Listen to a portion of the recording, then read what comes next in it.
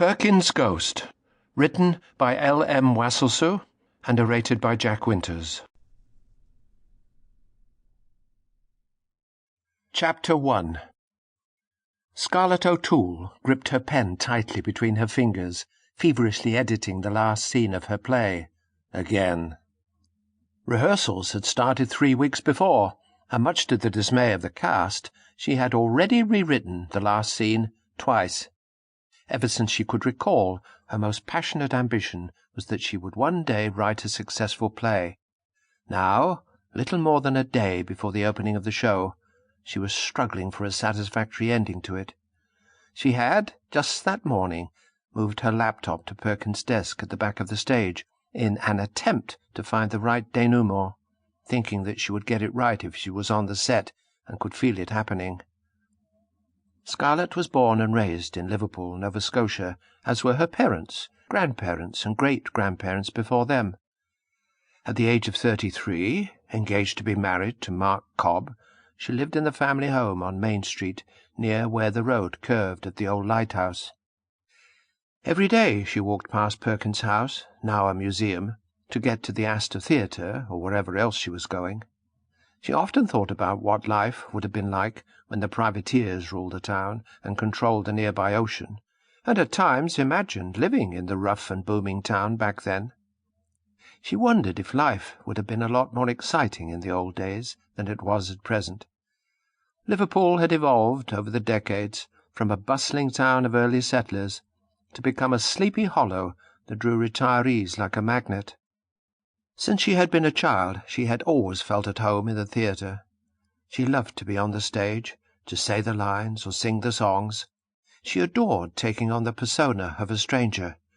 She smiled as she thought of the dozens of roles that she had played from middle school to adulthood. Theatre was in her blood. She came by it honestly, having inherited it from her grandmother, who had also once been an actor at the Astor Theatre.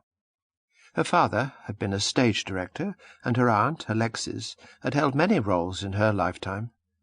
Scarlett was particularly pleased that Aunt Alexis was going to play the role of Elizabeth, Simeon Perkins' wife, in her play Perkins Ghost. It was more than 2 years since she had written the very first words of the play, and, once she'd got started, it had poured out of her effortlessly. Since then she had dedicated hours, weeks, months, and now years to shaping the story to fulfill her dream to become a playwright. She had always been a stickler for details, and was one who liked things done exactly right. One of the really cool ideas that she had used to promote her play, in the old-fashioned way, was to have paper boys standing on the street corners, dressed in the period costume of 1812, including their Scottish bonnet, waistcoat, cut-off pants, and tall socks. It added authenticity to the period of the play, and a nice twist to the upcoming weekend's annual Privateer Days celebrations. She could hear their young voices, even now, carried on the warm summer breeze, down the street and through the open side door, and into the theatre. In her mind she could see the boys where they stood, yelling to the passers-by, "Extra, extra, extra! Read all about it! Perkins' Ghost is coming to Liverpool! Get your tickets now at the Astor Theatre!" Similarly dressed youths were on pre-selected street corners in some of the other larger towns situated along the South Shore. Scarlett hoped that they, together with all the other publicity, would entice folks to come to town for the performances. The boys' chants filled the air, echoing between Liverpool's Victorian buildings and along the narrow streets. Scarlett was enjoying every moment, although she felt nervous as opening night grew closer.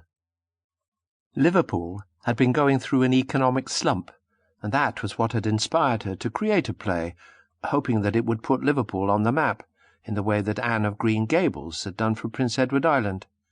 Tourism wasn't what it used to be either.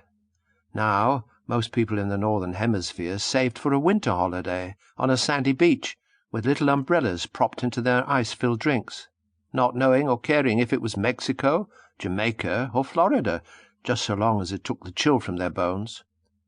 Gone were the days when families loaded up the car with the kids and the dog and stayed in beachside cottages. There were still some of those tourists, but they were few and far between. Sample complete. Ready to continue?